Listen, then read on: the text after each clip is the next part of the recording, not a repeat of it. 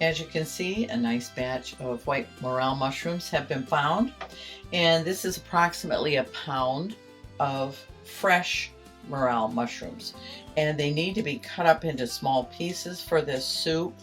So I will go ahead and do that now, and once I get them all cut up, we are going to saute them in butter. Now, they're pretty fragile, so you can see they kind of break up easily. And I use scissors.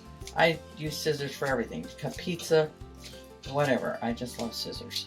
So that's what I'm going to use here to cut up these morels.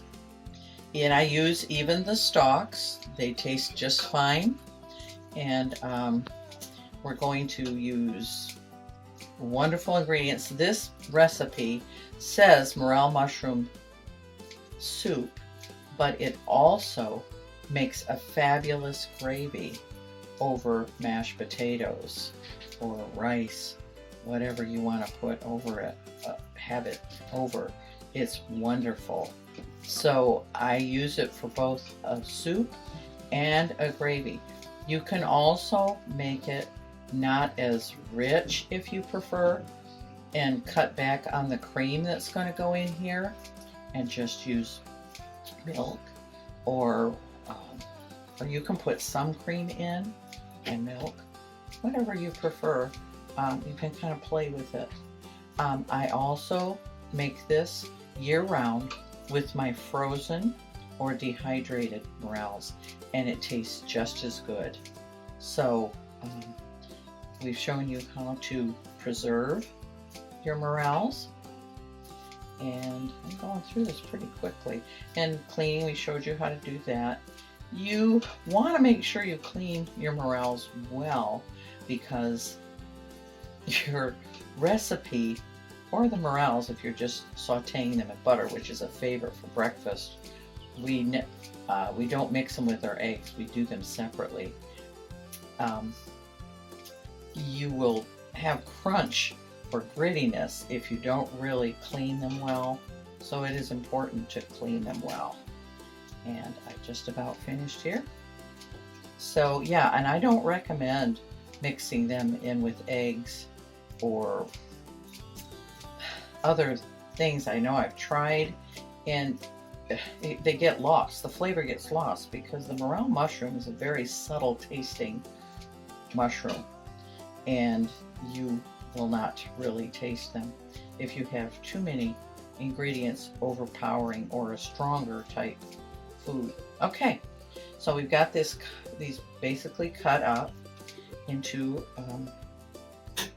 small pieces, and now I'm going to add, it says 5 tablespoons of butter, and so we're going to turn this on. I have put 5 tablespoons, according to the recipe, of butter in here, and I like to put it on high, put the lid on just to get it going. Otherwise you're waiting quite a while, and I'm a patient cook, but I still like to get basic cooking going. So I would recommend that. They say, I think, on medium heat, over medium heat. Well, you see I've got it on high. I'm going to leave it on here for like a minute, and then I'm going to turn it down. Okay, so here you see I've just about got them golden brown sauteed in the butter. It's the last minute of sauteing. I'm going to put fresh garlic in. You remember, you don't want to overcook garlic. It can burn very quickly, and then it tastes rather bitter, and it's horrible. So I'm using an antique Swedish, I think, garlic press that I got in an antique store. And so I'm going to put this in here, my garlic, and then I'm going to mix it for the last minute. And then I'll remove all of this into another pan and saute my onions. So I am now transferring the mushrooms and the garlic that have been sauteed in butter over into another pan, and then I am going to put my diced onions in these drippings. Whoops. Okay, I might just lift this up and to do it this way real quick. Okay, leaving some butter in here for the onions. Okay. All right. And we've got our diced onions. And I'm just going to put those in here. And for about 5 minutes until they're translucent.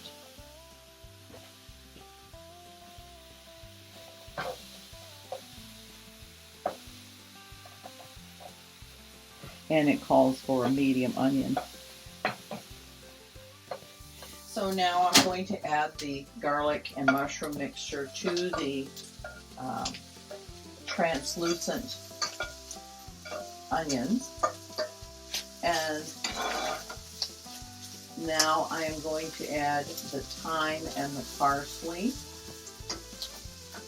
And it calls for 2 teaspoons of thyme, I believe. I want to check my recipe and make sure. Yes, 2 teaspoons. And that's really, it's a great flavor, I think, for the whole recipe. Thyme, wonderful. One of my favorite spices. And then 2 teaspoons of dried parsley, which I get this at the Amish store, and maybe I can get it open. It's the first time, it's brand new. Some of this stuff is hard to open. I'm sure you found. They seal things really hard anymore. And then I'm going to add my 1/2 cup of Moscato wine, which I'm not a drinker at all. I'm non-alcoholic, but I do like to cook with Moscato wine, and I've got a 1/2 cup here to put in. And it says, of course, to scrape all the goodies from this pan that have even kind of stuck. And the smell is wonderful. Okay, I have sauteed for 3 minutes, and now I'm going to sprinkle flour, which of course is the thickener, and incorporate that. And I'm going to, at the same time, add my beef broth and get this working. Now what's nice is this calls for 4 cups. Well, this container just happens to be 4 cups. 4 times 8 ounces is 32. So you've got just what you need right here. And once you add the broth, you can also do your bouillon. I like Maggi. I believe this is the, Maggi. And it calls for 1 teaspoon. So I'm going to put, which adds a nice little chicken flavor to our soup. And then 1 teaspoon salt. Put that in. Okay.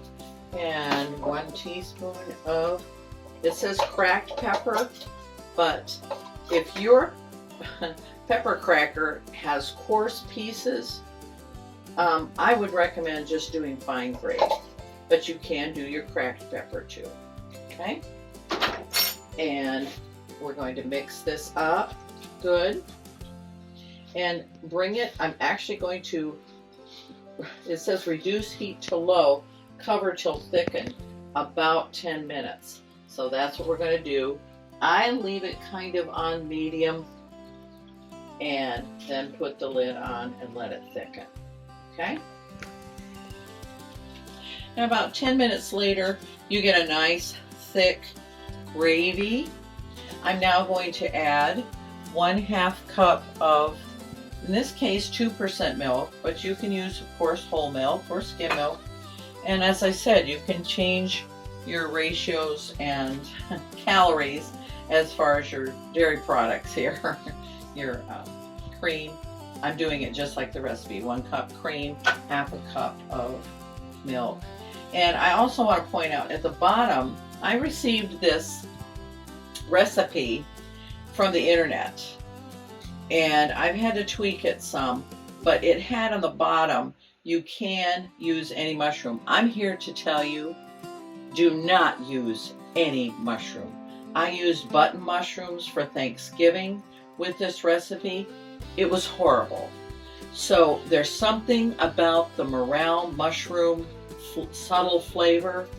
There's no comparison. So unlike what you see on the recipe at the very bottom with the asterisk, can use any mushroom? No, it has to be a morel. Okay, we're ready to take our soup and ladle it into a bowl. And it's rather rich because I did use real cream. So that's probably about enough right there in a small bowl with a spoon.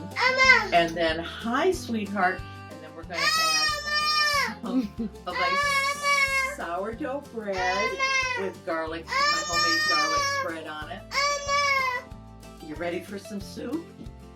Ooh, some soup, yes. We have to blow it to make sure it gets cool for you to eat.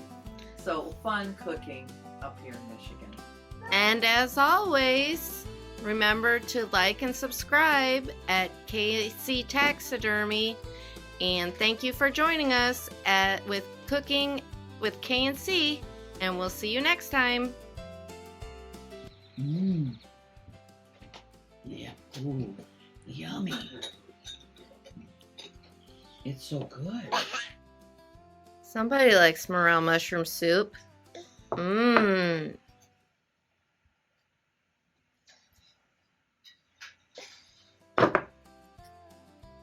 Thanks for watching Cooking with K&C. And remember, like and subscribe our YouTube page at K&C Taxidermy. We'll see you next time. Let's give 'em this.